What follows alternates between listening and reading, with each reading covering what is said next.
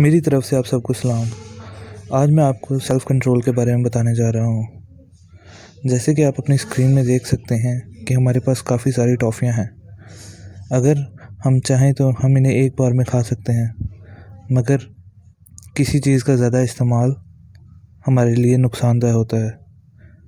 अगर हम इसे बार बार और आहिस्ता खाएंगे तो ये ना हमें नुकसान पहुंचाएगी और ना हमारे लिए गैर मुफीद साबित होगी।